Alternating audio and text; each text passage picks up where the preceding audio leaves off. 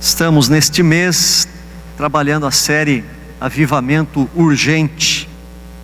E hoje eu quero falar sobre a preparação para o avivamento. E o texto escolhido é o livro histórico do Antigo Testamento, 1 Reis, capítulo 18, do versículo 30 ao 40. Eu não vou projetar hoje o texto, então você deve acompanhar a leitura aí na sua Bíblia de papel ou na sua Bíblia digital. 1 Reis 18, a partir do versículo 30. Diz assim: Então Elias disse a todo o povo: chegai-vos a mim. E todo o povo se chegou a ele. Elias restaurou o altar do Senhor que estava em ruínas.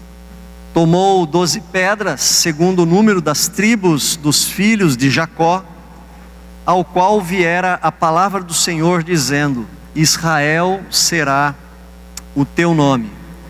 Com aquelas pedras edificou o altar em nome do Senhor. Depois fez um rego em redor do altar, tão grande como para semear 2 medidas de sementes. Então armou a lenha, dividiu o novilho em pedaços, pô-lo sobre a lenha e disse: enchei de água 4 cântaros e derramai-a sobre o holocausto e sobre a lenha. Disse ainda: fazei-o segunda vez, e o fizeram. Disse mais: fazei-o terceira vez, e o fizeram terceira vez. De maneira que a água corria ao redor do altar. Ele encheu também de água o rego. No devido tempo, para se apresentar a oferta de manjares, aproximou-se o profeta Elias e disse: ó Senhor, Deus de Abraão, de Isaque e de Israel, fique hoje sabido que tu és Deus em Israel, e que eu sou o teu servo, e que segundo a tua palavra fiz todas estas coisas. Responde-me, Senhor, responde-me, para que este povo saiba que tu, Senhor, és Deus, e que a ti fizeste retroceder o coração deles. Então caiu o fogo do Senhor, e consumiu o holocausto, e a lenha, e as pedras, e a terra, e ainda lambeu a água que estava no rego. O que vendo todo o povo, caiu de rosto em terra e disse: o Senhor é Deus, o Senhor é Deus. Disse-lhes Elias: lançai mão dos profetas de Baal, que nenhum deles escape. Lançaram mão deles, e Elias os fez descer ao ribeiro de Quizom, e ali os matou. Queridos, quando nós vemos uma igreja evangélica brasileira pregando obras para a salvação, quando nós vemos uma igreja evangélica brasileira pregando prosperidade no lugar da cruz, quando vemos uma igreja incentivando fetiches espirituais para arrancar de Deus a bênção, quando nós vemos uma igreja que elege dezenas e dezenas de representantes evangélicos na Câmara Federal, mas representantes que se amoldam ao padrão de corrupção do Brasil, quando nós olhamos para a igreja evangélica e vemos que praticamente está muito próximo, é o mesmo índice de divórcio daqueles que estão fora da igreja, estão dentro da igreja, quando vemos que a cultura de levar vantagem em tudo atinge o incrédulo e atinge também o crente, quando nós vemos que a grande maioria dos crentes não apresentam um filho na fé no decorrer de vários anos ou em toda a sua vida, quando vemos que o nível de insatisfação interior, pessoal, é quase o mesmo do incrédulo e do crente. Ou quando vemos que às vezes a alegria do incrédulo é maior que a alegria do crente. Quando vemos que nós estamos na igreja e pertencemos à igreja, tomamos quase a mesma quantidade de remédios para a ansiedade quanto aquele que não conhece a fé cristã. Quando nós vemos que a prática sexual fora do casamento está mais ou menos quase no mesmo índice dentro da igreja e fora da igreja. Quando nós vemos que a exigência consumista de um cristão e de um não cristão são semelhantes. Quando nós vemos que a paciência daqueles que dizem ter e possuir o Espírito Santo é quase a mesma ou a mesma daqueles que não têm o Espírito Santo. Quando nós vemos que o nível de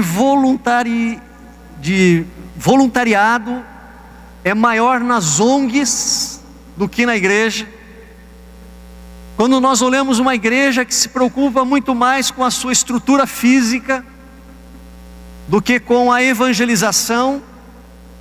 Quando nós olhamos uma igreja que se preocupa muito mais com o seu funcionamento interno do que com os desafios de olhar para fora, de olhar para os perdidos.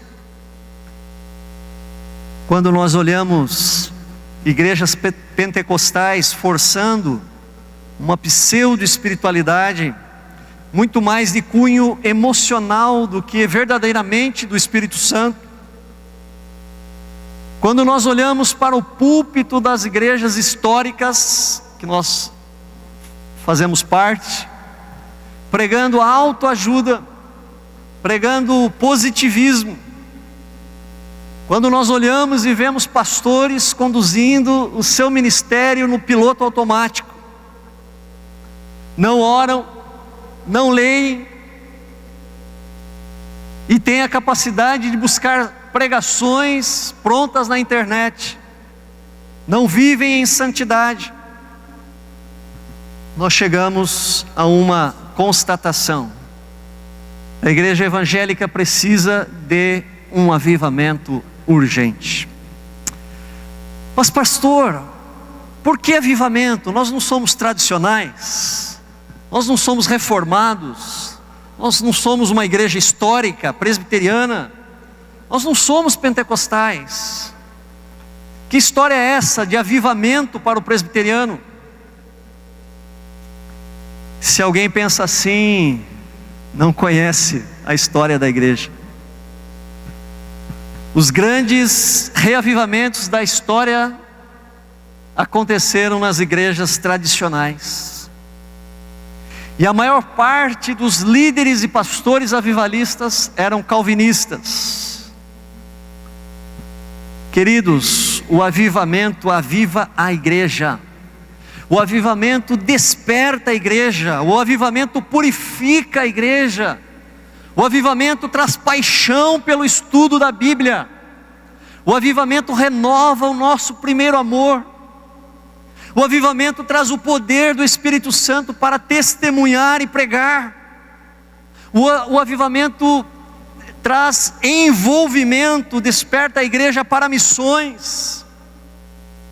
Simonton, primeiro missionário presbiteriano que fixou-se no Brasil, e que a igreja presbiteriana de todas as linhas aqui no Brasil devem a sua existência ao trabalho dele, é fruto do avivamento.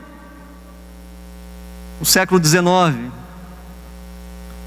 o avivamento traz cura para o corpo, o avivamento traz cura da alma, o avivamento traz alegria, traz paixão. O avivamento coloca em nosso coração o desejo de servir, contribuir, cooperar, ajudar. Eu não tenho medo de avivamento. Espero que você também não tenha. Aliás, o medo, segundo o pastor Hernandes Dias Lopes, é um dos impeditivos ao avivamento. E sabe por que nós não podemos temer o avivamento? Porque o avivamento vem de Deus, vem do seu Espírito. E o Espírito Santo não é um Deus de confusão. Quando nós olhamos para a Torre de Babel, que era projeto de homem, uma só língua, uma unidade na comunicação, o que deu? Confusão, divisão, separação. Quando nós olhamos para o Novo Testamento, para o Pentecoste, várias nações reunidas, linguagens completamente diferentes, línguas diferentes, mas era projeto de Deus. Houve o que? Unidade, comunhão, entendimento. Agora, queridos, conquanto o avivamento seja uma obra de Deus e não uma obra humana, o avivamento não virá sem um desejo, sem uma preparação.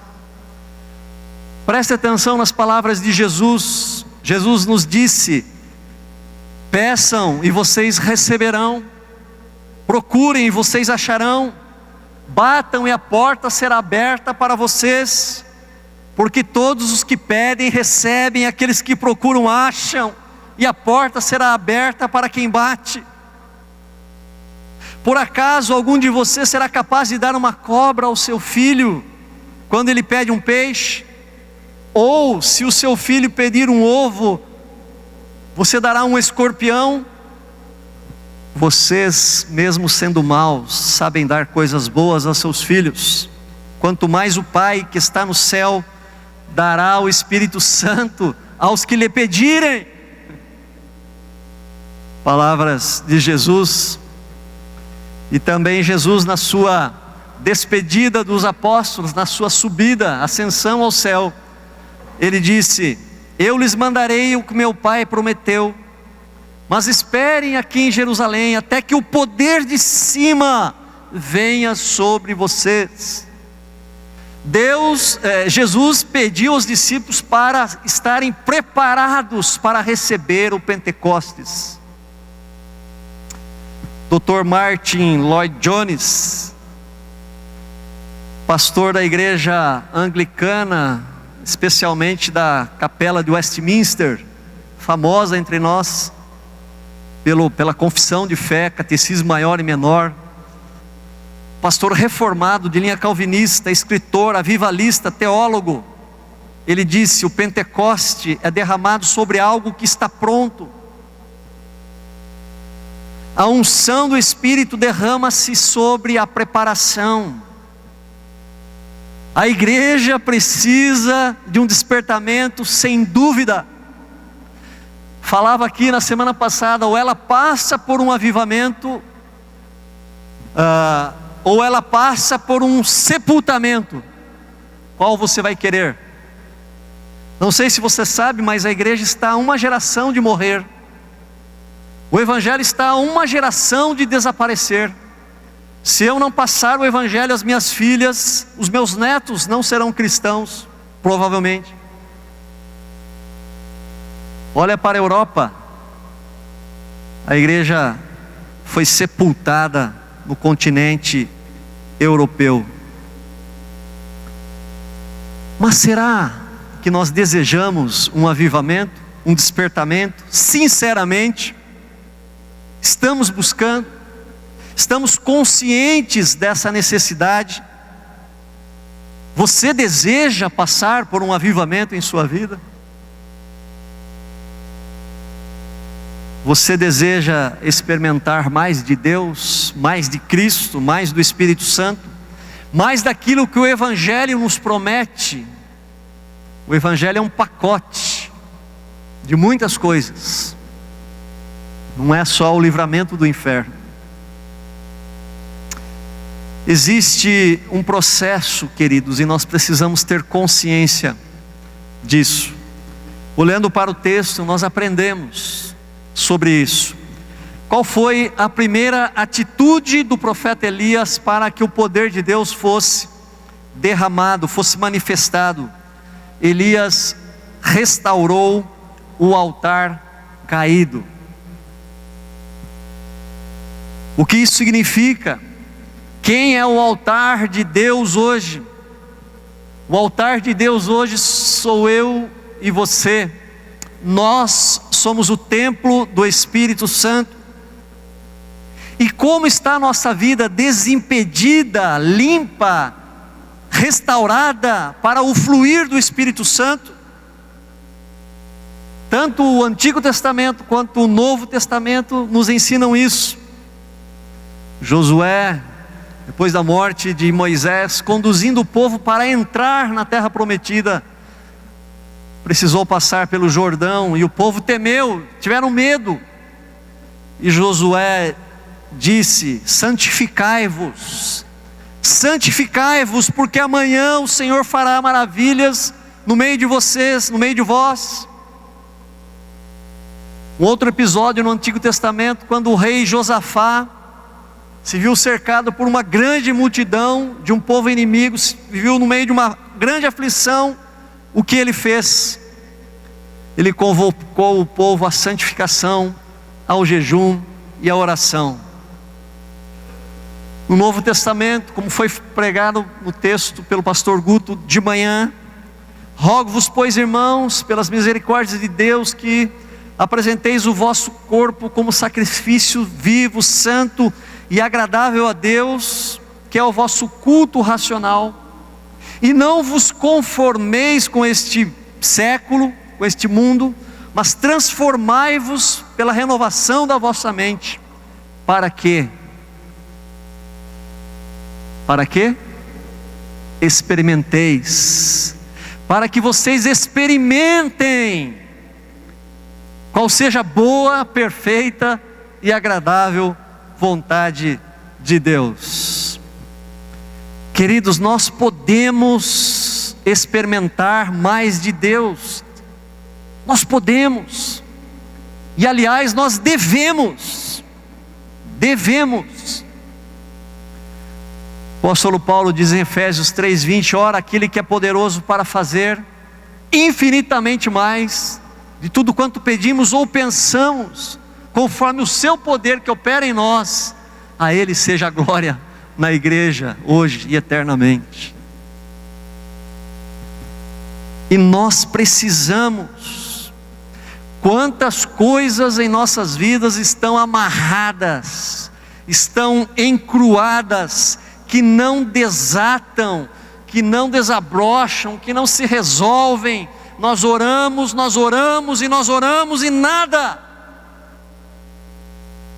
Precisamos desse poder do Espírito Santo. Então, nos preparemos para isso. Que haja consagração, que haja restauração do altar, que haja o fechamento das brechas, que haja conserto, que haja arrependimento, que haja perdão. Queridos, eu não tenho dúvidas que Deus quer manifestar a sua glória, como foi cantado aqui.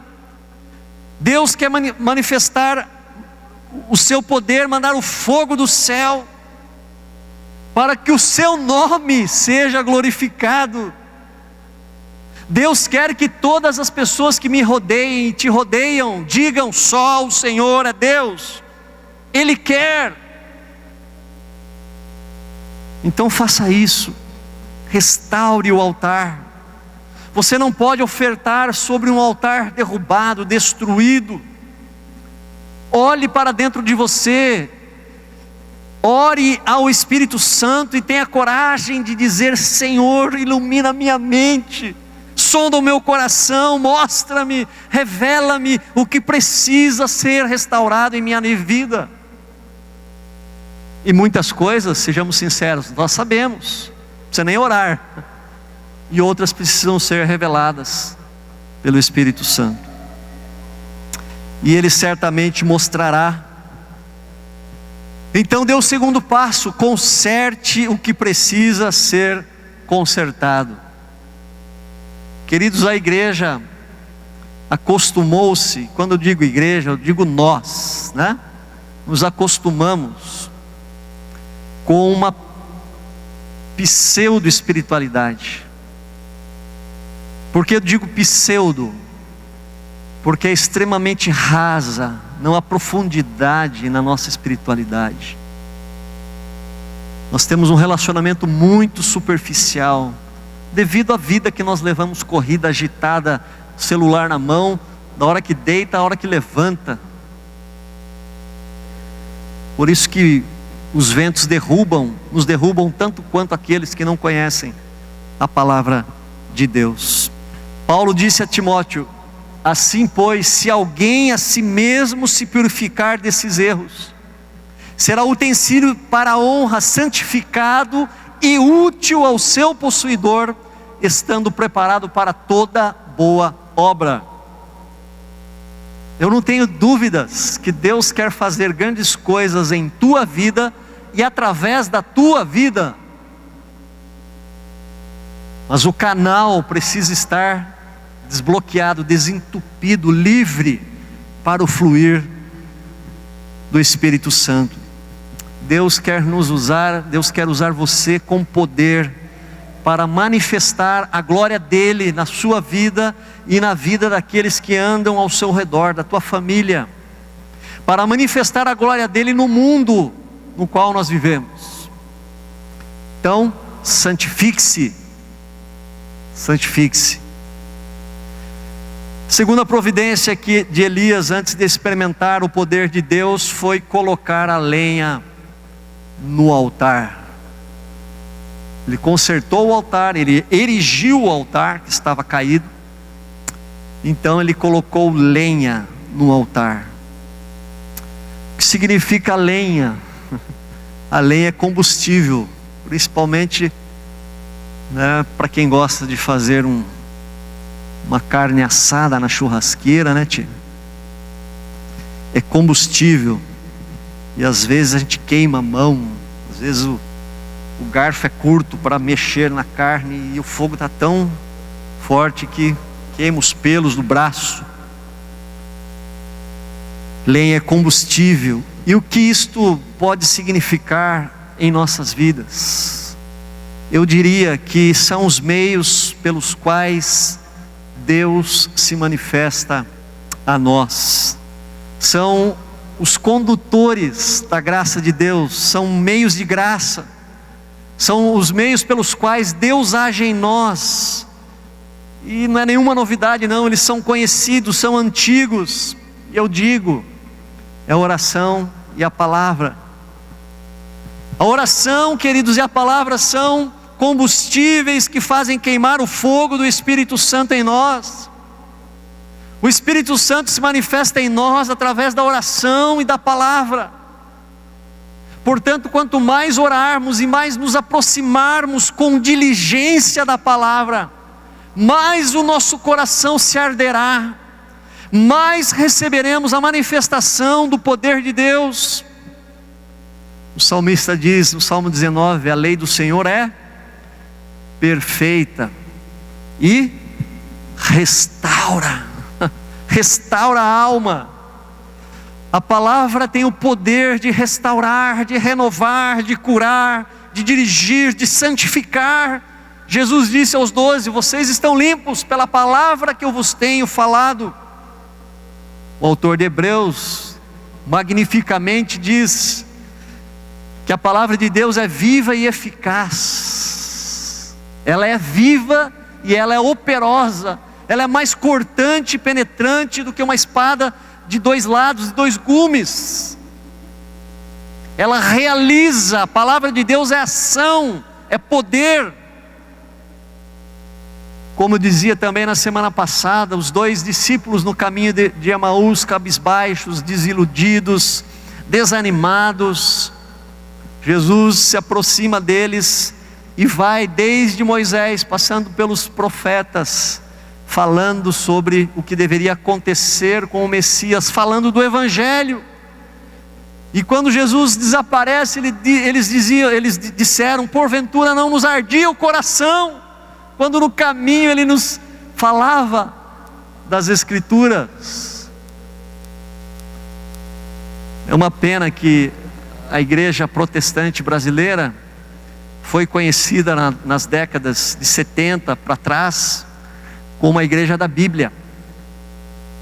Aliás, os crentes tinham um apelido, chamavam os crentes de os Bíblias. Os Bíblias. E queridos, que superficialidade que nós temos hoje no conhecimento da palavra. Fiquei muito feliz que hoje, pela manhã, com o movimento da nossa escola bíblica dominical, 148 pessoas compareceram hoje nas diversas classes novas que nós abrimos. Espero que a gente mantenha ou aumente esse número. Paulo nos diz que a palavra ou o evangelho é o poder de Deus para a salvação de todo o que crê. Quando nós olhamos para o Antigo Testamento, um dos reavivamentos do povo de Deus aconteceu no tempo do rei Josias.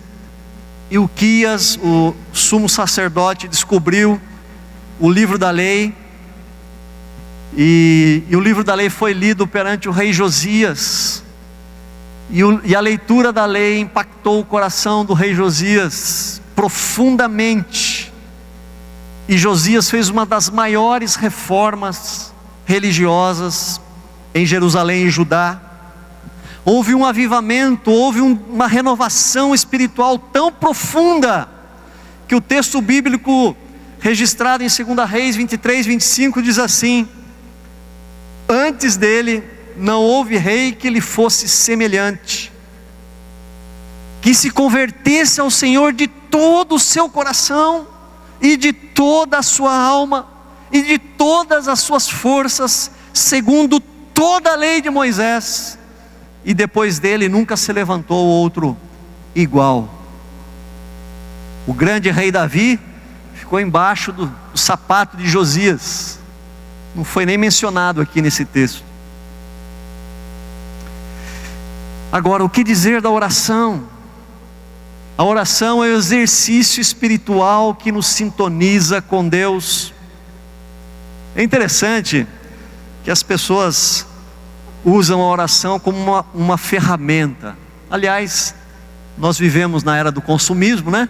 Então os cristãos são consumistas também. E aí utilizam a oração como uma ferramenta utilitária.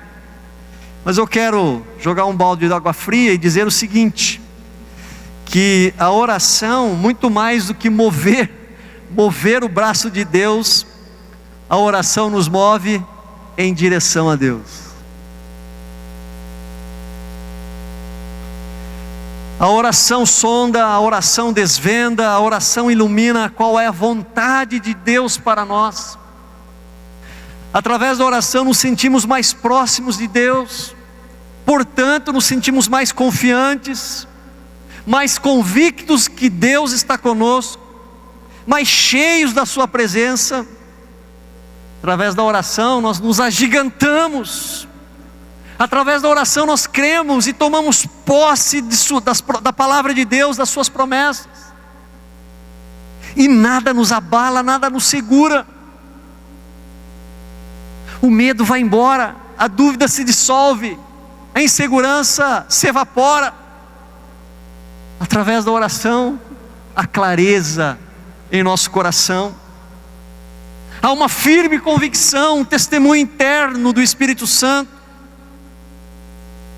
porque existe essa proximidade dele. Diz a Bíblia em Atos 2, versículo 1: ao cumprir-se o dia de Pentecoste, estavam todos reunidos no mesmo lugar. Lembra como Jesus havia ordenado? E para quê? Para que fossem revestidos do Espírito Santo. De repente veio um som do céu, como de um vento impetuoso, encheu toda a casa onde estavam assentados, e todos ficaram cheios do Espírito Santo. Eles estavam reunidos para quê? Para ficar um olhando para a cara do outro? Não. Estavam reunidos em oração, em comunhão com as Escrituras, esperando o sinal do alto, e ele veio. No capítulo 12 de Atos é relatado que Herodes havia mandado matar Tiago, irmão do apóstolo João, e essa atitude de Herodes agradou os religiosos judeus, e aí, para fazer uma média, ele mandou prender o Pedro, Simão Pedro, e ao colocar Pedro na cadeia, diz o texto de Atos que havia oração incessante a Deus por parte da igreja a favor dele. E vocês sabem o que aconteceu. Deus envia um anjo, rompe as cadeias, há um terremoto, quebra as paredes, e Pedro sai ileso do cárcere. Queridos, Deus age por meio da palavra e por meio da oração. Como cristãos, nós jamais devemos deixar de nos alimentar da palavra e da oração. Você sabe manejar bem a palavra, a Bíblia? Quantos livros há na Bíblia? Quantos estão no Antigo Testamento? Quantos estão no Novo Testamento? Você sabe dizer quais são os principais personagens históricos do Antigo Testamento e do Novo? Você sabe discorrer com facilidade biblicamente sobre Jesus, sobre a graça de Deus, sobre o pecado, sobre a vida eterna e também sobre o juízo eterno? Você sabe defender a sua fé? Você sabe dar a razão da esperança que há em sua vida? Você sabe explicar o porquê nós não nos prostramos perante imagens e oramos às imagens? Você sabe dar a razão do porquê nós não acreditamos na reencarnação? Do porquê nós não guardamos o sábado? Do porquê as nossas boas obras não podem nos levar aos céus? Um cristão sabe de tudo isso, pelo menos deveria saber disso e muito mais, porque a Bíblia é o seu alimento, é sua maneira de se nutrir espiritualmente. E o que dizer da oração, queridos? A oração na vida de um cristão é como a respiração é para o corpo. É imprescindível, imprescindível. Você precisa de um avivamento, você precisa ser renovado. Você quer ser enchido de Deus, então não negligencie o estudo da Bíblia e a prática da oração. Eu tenho falado aqui e continuarei falando que nós temos recebido muito menos de Deus, porque nós não oramos como deveríamos, e não conhecemos as Escrituras como deveríamos, e não vivemos dela como nós deveríamos. Como cristãos reformados, nós cremos que Deus se manifesta por meio da palavra, da oração e dos sacramentos. Não existe avivamento sem o combustível da oração e da palavra. Finalmente, depois de Elias restaurar o altar, de colocar a lenha sobre o altar, ele ofereceu um novilho, ele deu uma oferta de sacrifício. Queridos, nós nos preparamos na retaguarda da santificação, da oração e da palavra. Mas nós precisamos assumir a dianteira da consagração, assumir o compromisso de nos ofertarmos a Deus. Quem se purifica e se santifica e se enche com o Espírito Santo através da oração e da palavra, consequentemente deve sair da zona de conforto e se coloca na linha de frente para servir. Deus não usa homens ou mulheres preguiçosos. Deus realiza os seus intentos na terra, e Ele vai realizar todos eles, independente de mim e de você, através de homens e mulheres que se dispõem, como Isaías, quando Deus disse: a quem enviarei? Quem há de ir por nós? Isaías corajosamente disse: eis-me aqui, envia-me a mim.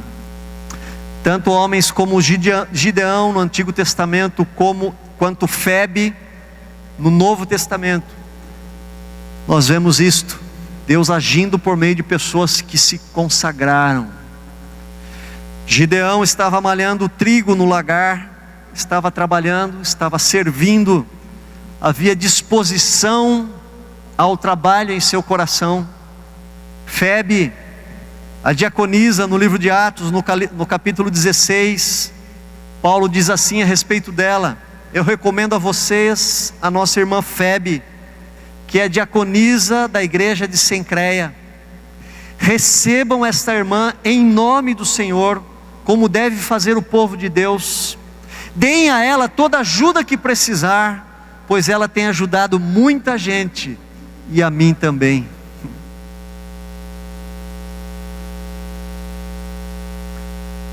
Qual é a tua disposição em relação às necessidades da igreja? Em relação às necessidades do reino de Deus? Que posição você ocupa, meu amado?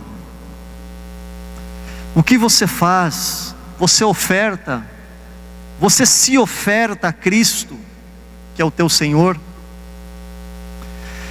Você é um dizimista fiel? Você tem colocado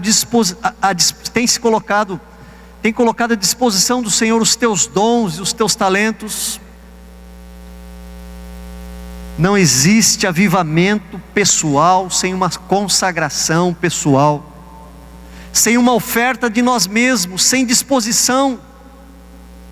Eu já contei aqui a minha história de ter sido missionário no Rio Grande do Sul. Um dia na década de 90, não lembro o ano, eu estava na igreja presbiteriana Filadélfia, num culto de missões, uma segunda-feira em julho, estava frio, e fizeram um louvor, e veio um pastor, magrinho, se batesse um vento levava, encurvado, cabeludo, óculos verde, não estava de terno nem gravata. Eu olhei para ele e falei: Senhor, como assim? Ora, como era preconceituoso, né, naquela época. Queridos, quando aquele pastor terminou de pregar, era o primeiro que estava ajoelhado lá na frente, dizendo: Senhor, envia-me a mim. E eu não tenho dúvidas que aquela consagração naquele dia abriu as portas dos céus na minha vida. E um dos resultados, além do ministério pastoral, foi passar quase uma década no Rio Grande do Sul, deixando para trás a minha casa, que eu levei 5 anos para construir. Estava morando há 1 ano, e a minha filha estava com 2 meses de idade. Minha mãe, meu pai, minha sogra, todos os irmãos aqui. É resultado de uma consagração, de uma oferta, de uma oferenda, de uma disposição em nosso coração. E queridos, as necessidades da igreja e do reino são inúmeras. Qual tem sido o teu envolvimento? Será que nós entramos na estatística de cristãos consumistas? Ou daqueles que são verdadeiros discípulos de Jesus Cristo, que negam-se a si mesmo, tomam a sua cruz e obedecem o Mestre? Você quer estar no livro de estatística do nosso presbitério? Ou você quer estar no livro de estatística do livro da vida?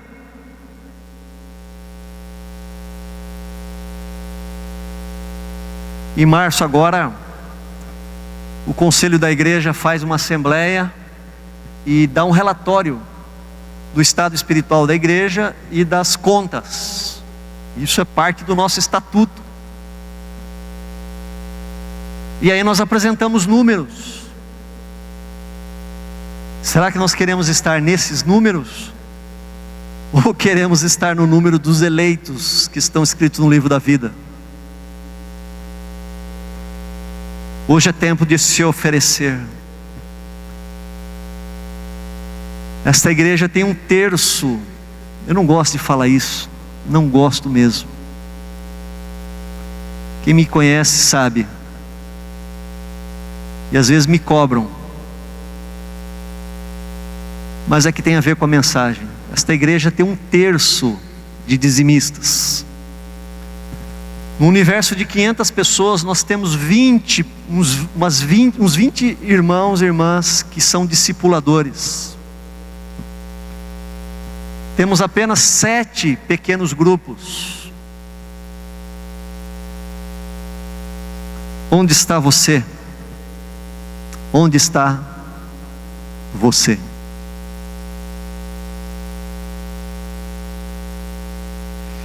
Queria concluir.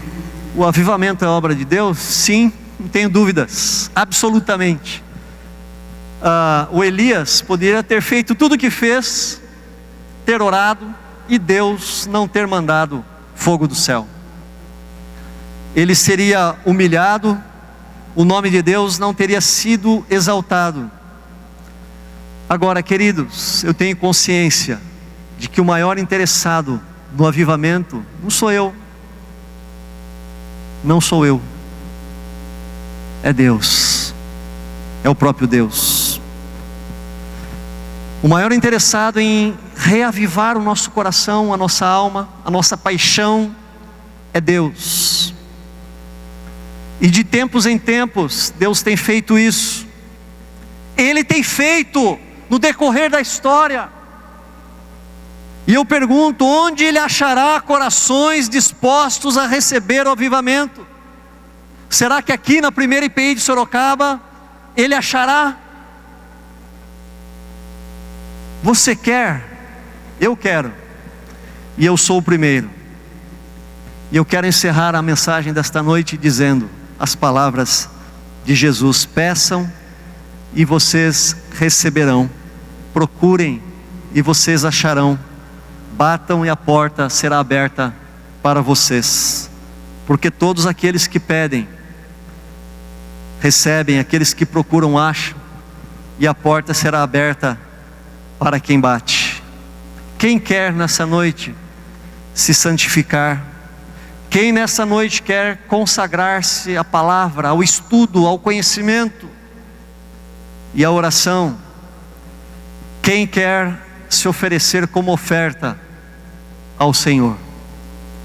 Estou fazendo um apelo aqui, e eu sou o primeiro que irei nesse apelo. Hoje o pastor vai ser o primeiro a chegar aqui na frente.